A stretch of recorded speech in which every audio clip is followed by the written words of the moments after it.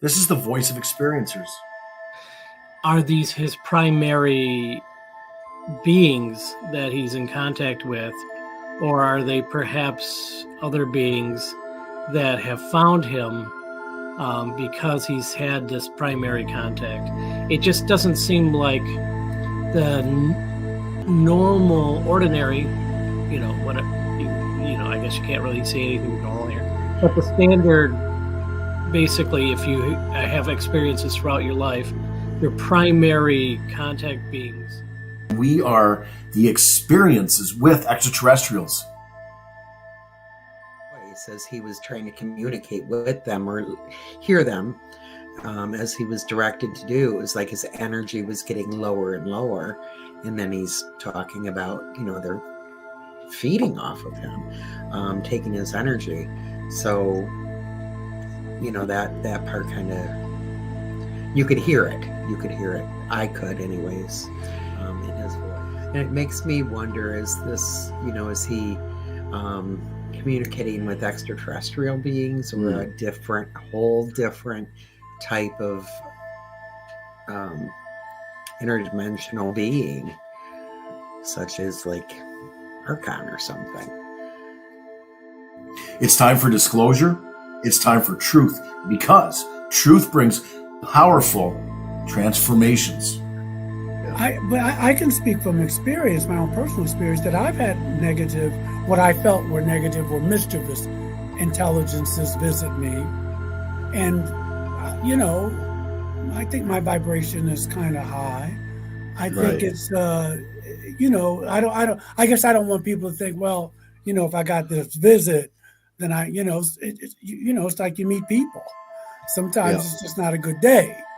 And, and it's more about how you navigate it, as opposed to everybody who's getting visited by maybe a little denser energy or negative energy means that they're carrying it. I don't know if that's always true. Right. I'm sure there's some truth too. I mean, you probably draw them to you if you're vibrating on a lower frequency. We're the voices of change and profound evolution. We're the bridge between two different worlds. Profound integration is coming. I think, on a religious point of view, Archons could be considered demonic. Okay. But, in reality, they just do what they do because that's what they do. I mean, they are, like I said, they have to eat, and negative energy is what they eat. And it's called loosh.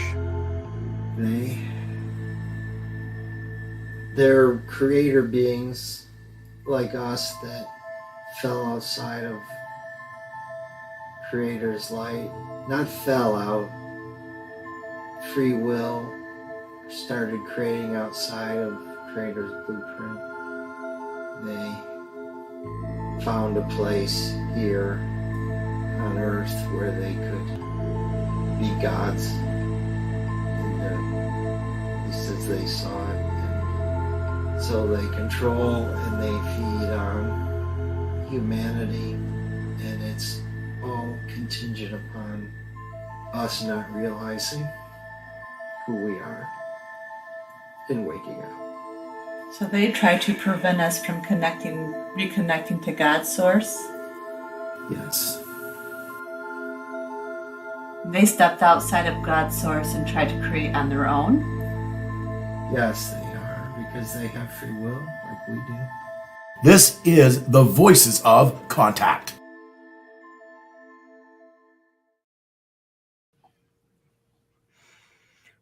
We are the voices of experiencers because we are the experiencers.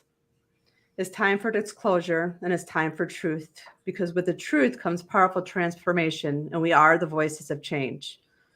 We are about evolution on a profound level, living life without fear and becoming the bridge between two different realities. Profound evolution is here. Profound integration is here. Just who are extraterrestrials? This is the voices of contact. Hi, everyone.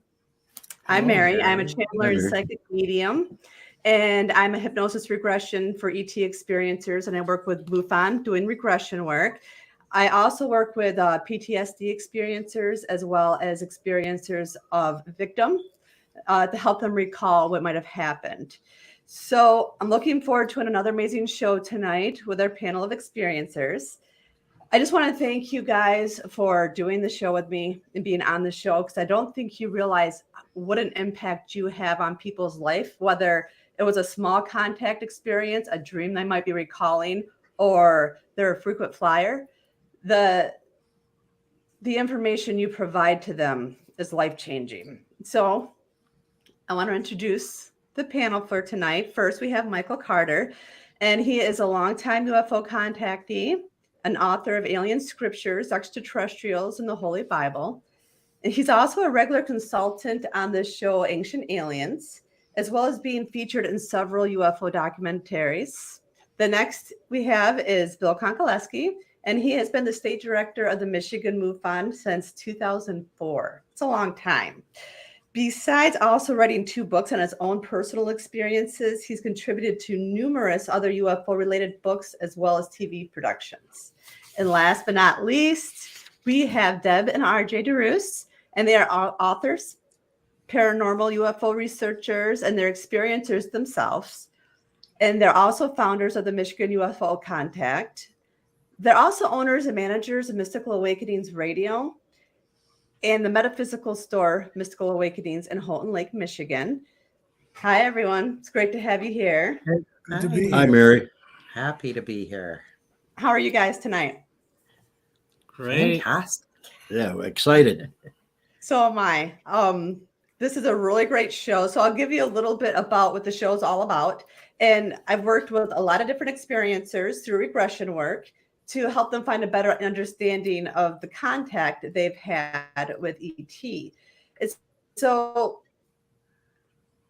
my clients are also to go ahead and use the regressions on this show with the panelists as they weigh in with their experiences. I love this because not only does it help them learn about their experiences, but it gives us a better understanding of what actually is going on out there. So a little bit background on tonight's show. It's about a gentleman who gets taken, and has an experience with beings who I'm not going to judge whether they're good or bad per se, but they talk a lot about how much they control and why they want to have that control. Are you guys ready for the first clip? Interesting. We are ready. Absolutely.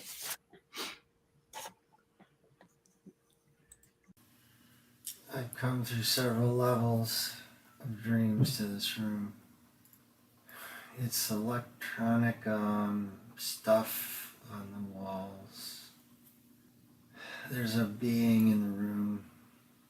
He's very strange looking. He's got a very flat head, almost rectangular. But there's eyes and a mouth. I've seen him before. Where have you seen him before? In this place. You've come here before? It's familiar. What's happening in the room? He's speaking to me. What he's saying. You're going to tune in, and you're going to be able to hear him loud and clear. Tune into what he's saying and tell me what he's saying to you. Something about control or controlled. What's controlled? How I'm controlled. What does he mean by that? Says I'm part of a program. What's the purpose of the program? Harnesses my energy. Do they tap into your energy? Says they draw it off. So they connect to your energy and draw from it? Yes. What's the purpose of that? What do they use your energy for? They feed off it.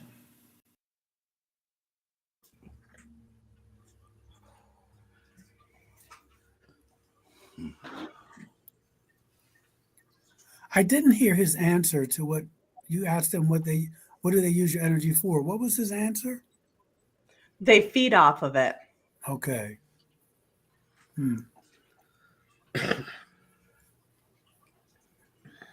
That doesn't sound so pleasant. Right. Sounds Have, very have you, vampire-ish, you know. yeah. But I Have don't you know. I'm guys just ever, saying. Yeah, you ever yeah, heard of yeah. loosh? You've heard of They just loosh? they just kind of take your energy. Yeah, yeah, and that sort of energy food. Yeah. Yeah, loosh. Yep. Hmm. Yeah, boy, we have a lot to say about this, don't we? Well, I've never come across any rectangle, any information on beings that have a rectangle ahead of you guys. No, that's a strange shape for me. Not strange. I Yeah, just never run across that. I've never. right, I don't even think I've even seen pictures or sketches of anything like that. right. Mhm. Yeah, it's hard to get past that, trying to visualize what he's seeing, um, because it's not familiar, to us at all. It doesn't mean it didn't happen. It doesn't mean he's not seeing what he's seeing. It just means it's not something that we're familiar with. I did have an experience where when I was awake and aware, I could tell there was a voice that was speaking, and when I tried to concentrate on it, it would fade away, and then when I would try not to think about it, it would start to come back in. But I still couldn't tell what it was saying, and then under regression, I was able to pull out, like it sounds like similar here. Um, I was able to pull out what the message was. And in my case, it wasn't that they were feeding off me. It was that I was about to move to another place from a house to a condo. And they were indicating like, oh, we'll be with you when you go to this new place. Mm-hmm. But yeah, so I have to wonder, there's so much of his story that isn't apparent from this. Are these his primary beings that he's in contact with, or are they perhaps other beings that have found him because he's had this primary contact? It just doesn't seem like the normal, ordinary, what I guess you can't really say anything is normal here, but the standard. Basically, if you have experiences throughout your life, your primary contact beings are going to be more benevolent. And this sounds like, almost like something that was like, oh, you have the ability to connect with these other life forms. So therefore, we were able to find you, and we are going to do this to you that the other guys don't do. I mean, that's reading way too much into it. But if these are primary beings that he's in contact with through his life, boy, they're taking attacks on him. That's unsettling. Yeah, it is. Yeah. I don't know if you guys noticed, but it seemed like you could hear in his voice as he was trying to communicate with them or hear them, as he was directed to do. It was like his energy was getting lower and lower. And then he's talking about, they're feeding off of him, taking his energy. So, that part kind of, you could hear it. I could anyways, in his voice. Yeah, it doesn't seem like it would be a pleasant experience in any means, because he talks about they're controlling him, basically feeding off him. So, but his voice, I thought I would, hear more fear or something in it, but he feels uncomfortable. I mean, he seems uncomfortable about it. Yeah. And it makes me wonder, is this, is he communicating with extraterrestrial beings, or a whole different type of interdimensional being, such as like Archon or something? So, yeah.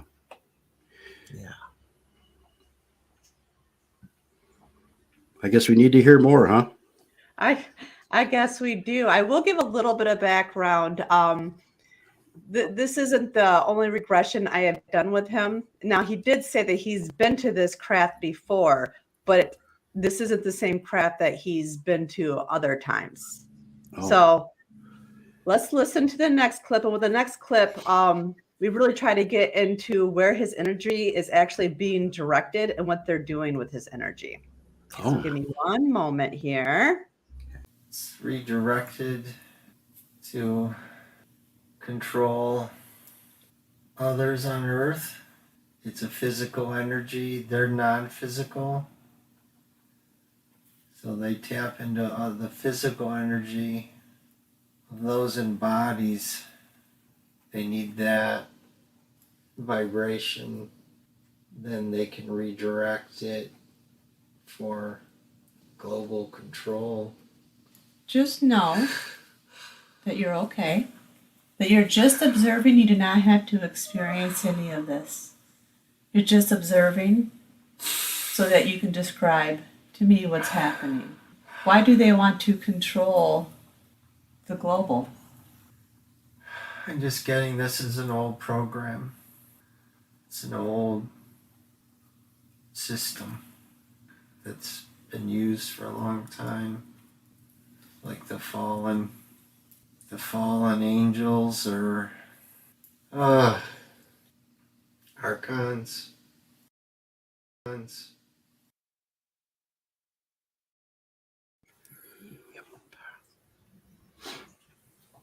Well, there you go, huh? Yeah, he says they're not physical, so I have to believe that they are some interdimensional being vibrating at a different level. But he sounded very distressed in that clip, very distressed. Yeah, he did. He did. We actually wrote a book about Archons. They're not nice beings. And my heart is breaking for him. And I really want to say we need to do all we can to help him raise his vibrations. You know, in hopes that will help. And they do all they can to keep his vibrations low so they can feed off of that. Well, it's also interesting to me, too, the biblical, for all the obvious reasons. I mean, this is what I do for a living, the biblical reference to the fallen angels. But yeah, it does. It sounds icky. I don't know if it is. That's the way I'm feeling it. I wouldn't want them to drop by here anytime soon. Right. Yeah, I just suppose this is maybe a little bit more of what I said a moment ago. But I think that once you have some sort of cosmic connection, be it through this contact phenomena, other type of paranormal phenomena, you become visible to energies out there that understand that you're now playing in this field and that it can attract attention of unexpected things. And so, yeah, to me, that's what I'm hearing in this, is that, somehow, somewhere along the lines, he caught their attention. Yeah. In 2015 and 16, there was a lot of information coming out on Archons for some reason. But you know, it has played along that as we raise our vibrations here on planet Earth, they no longer can hang around because they basically feed off negative energy. So as we raise our vibrations, that's not good food for them. So the story is that they are leaving our planet, our existence, our dimension, big time because we're raising our vibrations and waking up. Many are. sadly, there are still many who get caught in that trap. And it's a lot like what Bill is talking about. They become visible and have a little more trouble raising those vibrations. So, they still, of course, they still have access. I want to say this. I want to say two things. But first, there's a question: is he calling them archons, or this is what y'all are calling? He hasn't given them a name, has he? Yeah, What yeah, race Yeah, he he is? said Archons. He said did? Archons Okay. in that clip. Wow. Yeah. Yes. I missed that. Yeah. I can speak from experience, my own personal experience, that I've had what I felt were negative or mischievous intelligences visit me, and I think my vibration is kind of high. I think Right. it's I guess I don't want people to think, well, if I got this visit, then it's like you meet people. Sometimes Yeah. it's just not a good day. And Yeah. Right. it's more about how you navigate it, as opposed to everybody who's getting visited by maybe a little denser energy or negative energy means that they're carrying it. I don't know if that's always true. Right. I'm And sure. I'm I'm sure there's some truth to. I mean, you probably draw them to you if you're vibrating on a lower frequency, the lower chakras, sphere, all that kind of stuff. But they can also come. I mean, my God, even if you don't take it serious, literally, Jesus had the devil visit him, and that's a high vibration. I'm assuming he was. I mean, sometimes shit happens. Right. Oops. Yeah. But you know what I mean. I'm sorry. Sometimes things happen, Exactly. and you just have to Exactly. navigate it. Yeah. Well, and we're all human, so Yeah. we are going to have those You're gonna have to take that out. times that. Nah, that's not so bad. Yeah. Yeah. But we all have those it's moments. a scary thing. It is. I was very scared. And I'm far from, I don't want anyone to misunderstand. I'm not blaming him, because we are all human, and we all have moments that are not happy and wonderful. And as Bill said, once we become more visible out there, they look for those opportunities, and nobody is running at 100% vibration all the time. It's not. Well, possible. I agree. I agree totally. I'm just thinking of, Buddha dealing with Yeah, I the was gonna say Buddha as temptations. well. I mean, you Yeah. can vibrate off the charts, but sometimes you Right. have to deal with these challenges, these obstacles, these entities. Yeah. Right. Yeah. People with high vibrations are a threat to that type of a being, and of course they're going to try to, if you're taking away their food, they have to eat. They can't help it. That's their food. The negative energy is their food. That's what they survive on. So, if high vibrational frequencies are a threat to them, so they're going to try to address that, and vice versa, right?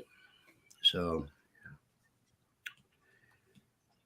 yeah, but I want to get back to, he seems very distressed in that last clip.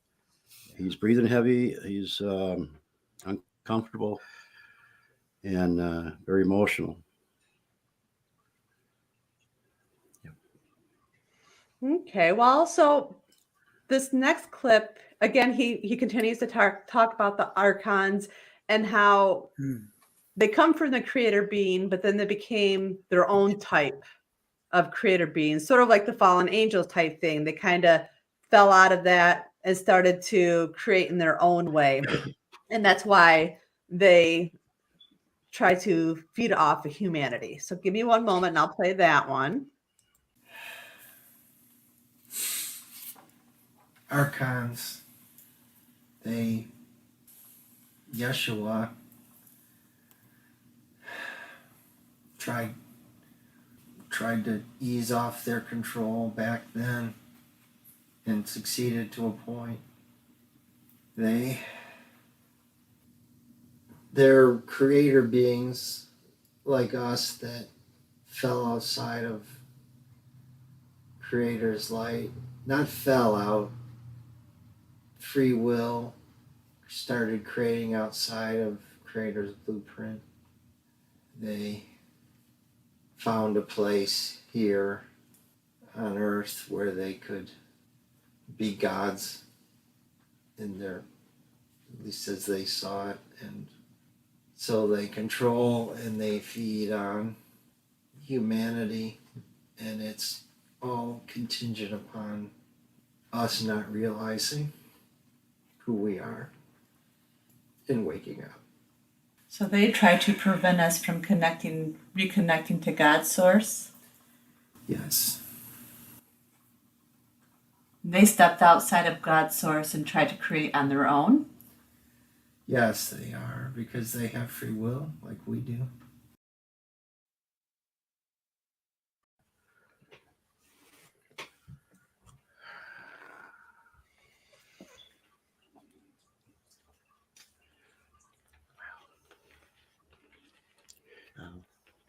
I think, on a religious point of view, Archons could be considered demonic. Okay. But, in reality, they just do what they do because that's what they do. I mean, they are, like I said, they have to eat, and negative energy is what they eat. And it's called loosh. But,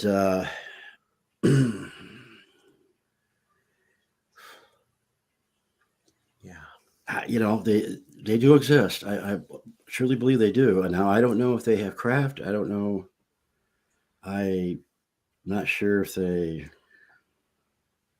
Well, he did say they're not physical beings, so would they need I don't know if they would need a craft. But I said he was on a craft. But, yeah, that's true. Okay. Yeah. I'm sorry. My mind is just really going 1,000 miles an hour here. And, if you look back in the old Gnostic Bible, they talk about Archons. That's what I was just getting ready to say. Yeah. Oh. No, Okay. no, go on. I should leave that part to you. No, not at all. Not at all. No, I was thinking that because I have a Gnostic writing Bible back, and they do. I think what is Archons or something like that. Yeah. It's on our book as well. Same spelling. But so it's not a new thing. They're not new. This has been around for, millennium, very long time. I feel for him. I want to talk to him. I want to, me, Mary, I want to try to help him. My heart's breaking a little bit here because, I can't say that we have not had experiences. In fact, that's why we wrote about it, is we did have some pretty powerful experiences that were not pleasant. And, they can, they try to create fear in you. They visit, they control your dreams, and it can, and I'm saying this from what we've experienced. There's nothing I can prove, but we did experience it, and it's not a pleasant thing.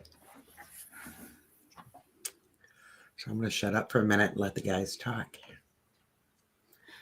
I don't have much more to say to it. I mean, what can you say? Okay, so for me, there are two big topics that I don't really feel I've ever received satisfactory answers about in this area. One, the first one I'll get out of the way really quick is time, how time works. We constantly hear from experiencers who have contact, time doesn't work the way you think. All right, hit me, tell me. So how's it work? And you never seem to get that follow-up. Time never, time doesn't, time's an illusion. Time doesn't work the way you think it does. But I'm still waiting for something that replaces you don't understand. So anyway, that's one that I want to get out of the way. The other is free will. I find commentary a lot from experiencers during their encounters. You have free will, or there is free will, and I'm not always seeing a lot of free will, and it's a much bigger thing than I think that we could go on about here. But it's a challenge to me, this concept of free will, when you have this bigger cosmic picture to look at. And I think I'll leave it at that. So when they repeatedly mention that they had free will, I don't know. I should probably stop there. It's just a big question to me how free will works in the great cosmic architecture.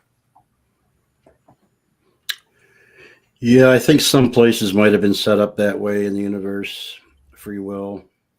What it means exactly, I don't know, but that's kind of where, we talked about the prime directive. You can't step in because people have free wills they want to see how that works, whoever they are. And there's places that just go by, you have certain laws, you go by them, and that's it. But I've read some things and seen some things, and people have talked about that this area that we live in, this part of the universe, our solar system, is part of the free will system. And it also depends on what level you're at, what dimension you're at. Well, third, fourth, whatever. You have a choice to do, a free will to do whatever you choose. And is that true in society here? No, we just can't do what we want to do. But we can, though. We have, philosophers have been dealing with this since pre-Platonic times. Obviously, I'm just juxtaposing it with this brother talking about they're in control, and then in the next clip he talks about free will. I think you have free will that you can do pretty much what you want, but what you can't do is escape the consequences of what you do. Right. I mean, that's about as succinctly as I can put it. I could go out here and jump in the middle of one of these cars. That no one's going to stop me. But that doesn't mean that you probably won't see me in September or maybe even tomorrow. So that's just how I'm figuring free will is. You can do what you want, but you can't escape the consequences of your actions. That's well put. Yeah, well put, Michael. And their consequences are being where they're at. Mm-hmm. Yeah. And especially, he sounds confused. He sounds scared. He'll survive this, obviously, or he is surviving it. But yeah, but the questions that it brings up, the religious questions, the philosophical questions, is where you start peeling the onion a bit. Mm-hmm. Yeah, and I don't know about you guys, but I'm a little more comfortable dealing with extraterrestrial beings than something like this. It's just not my happy place. Mm-hmm. Even though we wrote about it, it's not comfortable. Well, it's familiar, as and I'm putting quotes around that. Yeah, I would agree with that. What's important, I think, with this brother talking and sharing and kind of being vulnerable, is that it's for me. It just reminds people that it's not all love and light, that it's all not these blonde, blue-eyed folks just coming and we're going to have this utopia or whatever. Life gets messy. Yeah. And so I'm sorry that he's the one who's going through it, but it's good to get other, just that this is life. You have mischievous people, benevolent, and he's just not having a good time here. And that's just as real as if our next guest next week says, it's all going to be okay, and we're all going to heal and Yeah. sing kumbaya, and this brings it back.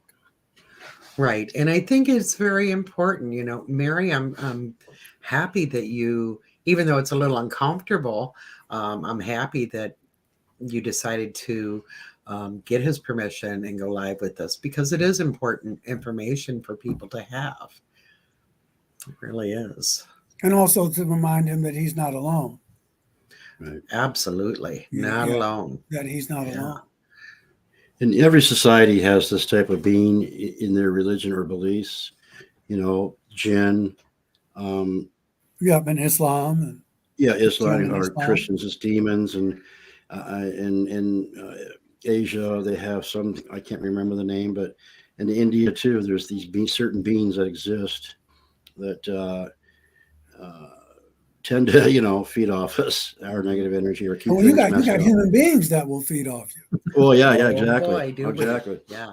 And I believe it was Rosemary Ellen Guiley who said that many of these different beings, the jinn and the archons and all these other ones, are actually all the same, just called a different name, and sometimes will show a different form according to your belief. Mm-hmm. So, okay. All right. So with this next clip, he is actually taken to another room. And in this room, they've been creating like artificial beings. So he describes what the beings are, what they look like, and how they attach to a human. Wow, the hits just keep on coming, don't they? This is This is getting better and better. I'm getting better. This, to be honest, this does have a happy ending. This whole thing does have a happy ending. It's just we got to get to the end. Yeah, and it doesn't have to, but I'm just saying he's not having a good time here. No, it's not a good day for him. Good Lord. I was taken into another room, sort of a back chambers, where I could see very strange.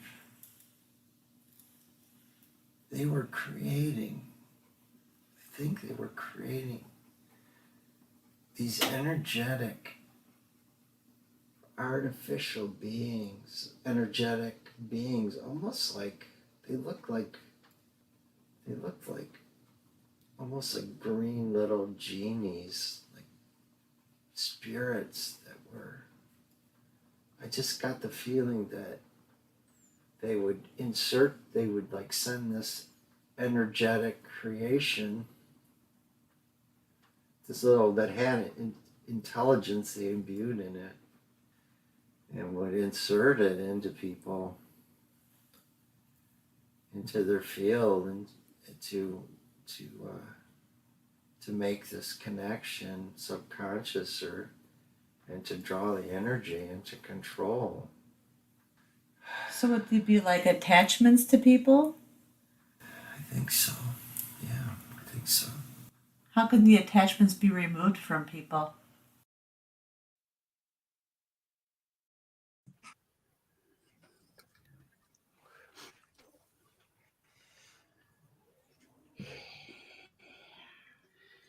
So who wants to take this one first? It was hard for me to hear some things, but it's okay. Well, he described the little beings in this other room that they were creating, and they looked like small green genies that had cords. That's okay. That's the word. Yeah, he said genies. Okay. Yes. I don't really know if they were genies, but that's just his description of what they kind of looked like. And they attach to you. Mm-hmm. Oh my God. Jinn, huh? Wow. Yeah. But jinn are usually seen as bigger. Yeah, you never know. But again, they can shape shift, so to speak, and look like whatever they want us to see.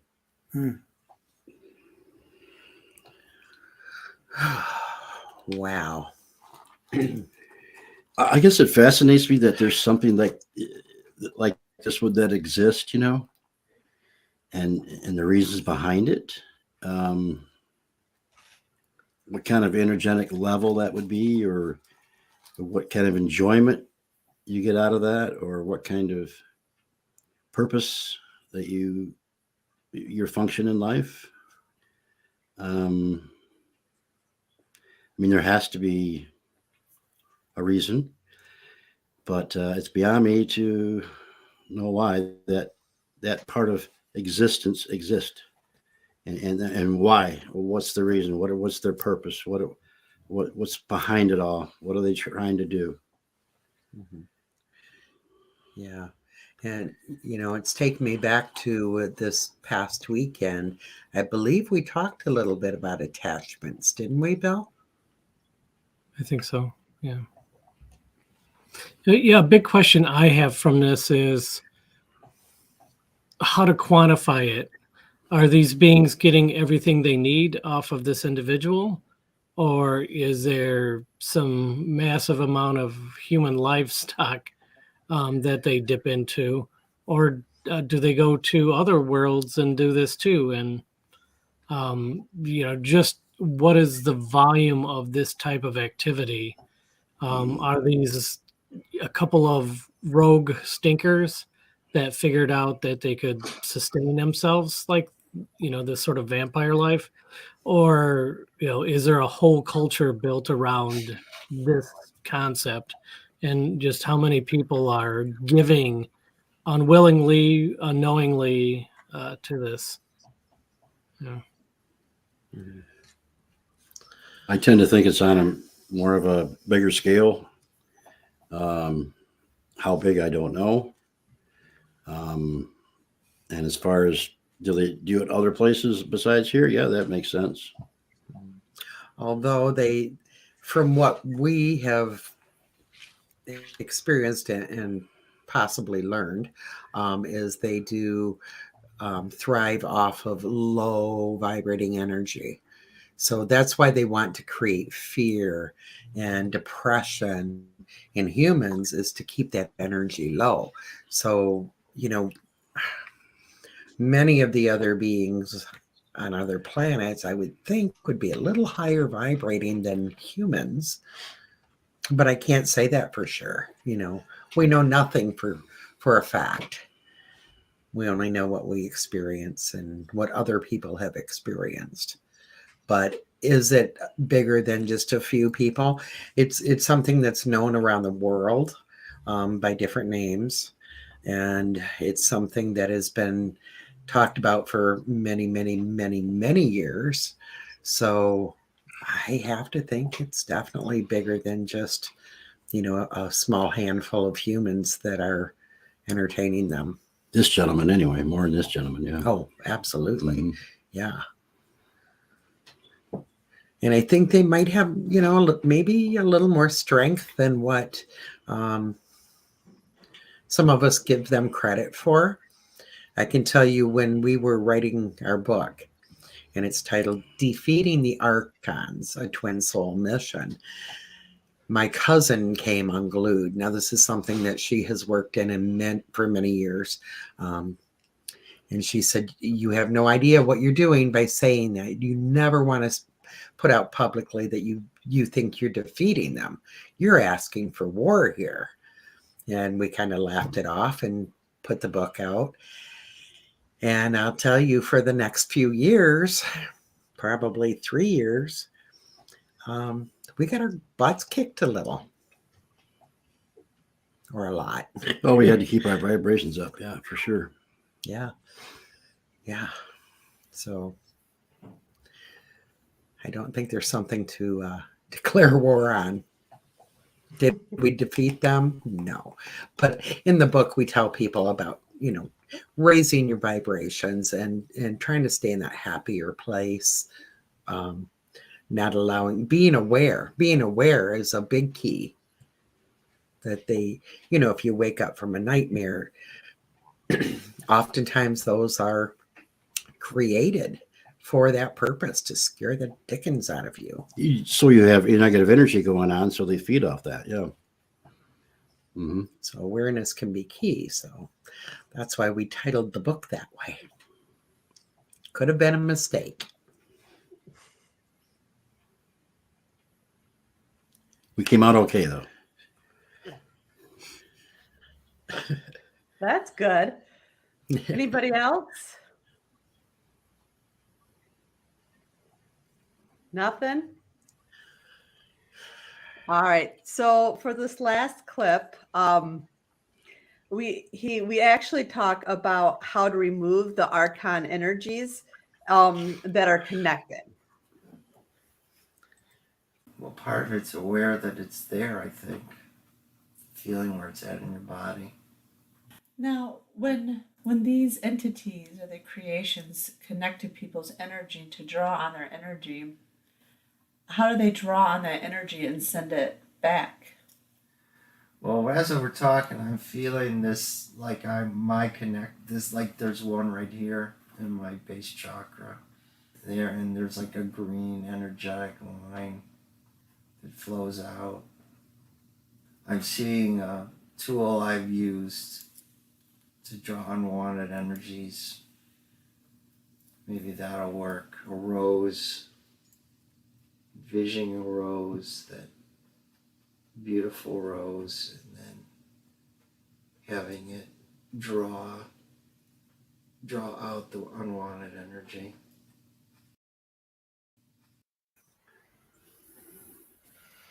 Okay, so I didn't play the whole thing only because this is more of a private thing for him. But this is where we tapped more into the subconscious, and we actually did healing work. Now, I'm not going to take the credit for it. He did his own healing work, but he actually worked with this rose energy and severed the tie and broke it. With that being said, I have done other regressions where they have tried to pop up. And now before I do any regressions, I always put like a white light pyramid of protection over every regression, but I put a strong protection over my area now before I do anything at all. Did he say that there was something attached to his base chakra? Yes. Yeah. Yeah. Yeah. Yeah.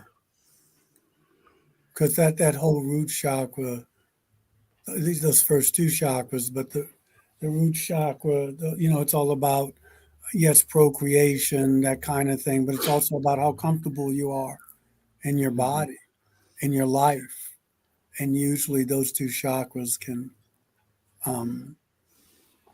give you a clue as to where the person is, survival issues. Right. I mean, at least the second chakra underneath the navel. So, and if they're draining that, they're draining his life source.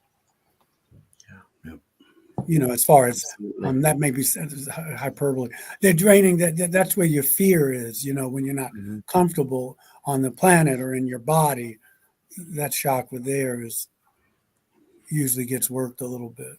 And how well you work with other people and socialize and yeah. And just survival, whether it's relationships, money, right. How comfortable I am on the earth plane, dealing with the everyday stuff. Yeah. Because if when you have these things, even if it's extraterrestrial contact, I mean, it affects your lifestyle. It affects if you get sleep. It affects how you deal. It's and if they're attached there, it seems they could get that energy from it. Yeah. Right. Or at least influence your energy that's there. Mm-hmm. Absolutely. We do a lot of chakra work, clearing, cleansing, balancing, things like that. And I know that, if those lower two chakras are having issues, that person is probably dealing with depression, anxiety, self-worth issues, all of that. So, that would be, I would assume, the most attacked area for sure. So you talk about having these sessions to do this with some outside assistance. Since you bring up this sort of raising the vibration, healing the chakras and everything, is there a practical exercise somebody could do sort of on the fly for something like that, what you're suggesting? without having to go through a sort of a ceremony? Yeah. Yeah, I mean, there's a couple things you could do. I mean, it's also you can when you're meditating, you can just obviously. Mary talked about it. Deb and RJ, you can put yourself in a protective bubble. Some people like white light. Some people like gold. I prefer, I don't have a lot of those issues now. It goes back and forth. I like stones. I like pendants, and so what I'll do is I'll get like carnelian is the color of the root chakra. So I would get a stone or even an obsidian, black tourmaline. Those are protective stones, but they're also grounding stones. Usually the darker color stones are, and they work with that chakra. The Reiki or any type of energy work on that chakra will kind of, if there's any, I don't know what to call them, but anything that's attached to you, you can kind of get rid of them that way. Obviously, the sage, all of the above. But those are things you can do on your own to protect yourself and to ground yourself. When you meditate, visualizing roots coming from that chakra, the tailbone going down into the earth. And then you can have a light come down from above and meet right in your heart chakra. Those are things you can do, visualizations that you can do by yourself, or you can do them in a group. I'm an introvert, so I kind of like to do stuff by myself. But yeah, you can do that in a group of people. Yeah, and you're absolutely right, Michael, with the the red and the black stones, or just Brown visualizing those colors, and feeling the grounding and the protection, and the red is power. That's power that gives us our life power. So even if we visualize the red and wrap ourselves in it, when someone comes to us and says, I feel like I have an attachment, one of the things that I like to do is Reiki. And a lot of times it just takes, I'll have them sit and I'll put my hands on their shoulders to get the Reiki going, because I always feel Reiki flows as it knows. And I visualize a white light going through the crown chakra, and people can do that on their own and see that white light pushing anything else out, pushing it all out through the feet chakra. And I love that he said he used the rose, because the rose is the color of love. So what is, the love is the most powerful, positive emotion and energy that is on this planet or anywhere in the universe. So rose is good too. So, even if somebody sits by themselves, and Michael talked about that too, and you visualize these things and you can see it coming in through your crown chakra and pulling it out, that root chakra, that's going to help. Another thing I like to do is play the singing bowl, even if it's for a few minutes, because it raises those vibrations so quickly. We have a singing bowl for each chakra, so they're colored. Another thing you can do is take your shoes off and ground and go outside and ground with the earth. As the energy comes in, the energy comes up through the earth. Like you said, it gathers within your body and disperses out. So taking your shoes off, and of course not here in Michigan right now. I do. But it's very cold. But any chance you get to do that helps your lower chakras. So, but Reiki is probably the best. It's what we use to try to balance the chakras and get the energy right and back into where it's supposed to be. And we check each chakra with a pendulum, and you can tell the way it's spinning, or if it's not spinning or going back and forth, what chakras need work. And we just, go from there. So. And you can do that on yourself. We'll have to show you, Bill. Get you testing your chakras. Yeah, if your throat chakra is not working right, and you can tell by the energy coming out of it. I asked the person, "Are you having a hard time communicating?" They say, "Yes, I am." How'd you know? But because the energy says so. Anyway, that's how that works. There's a lot of things you can do. but whatever works for you.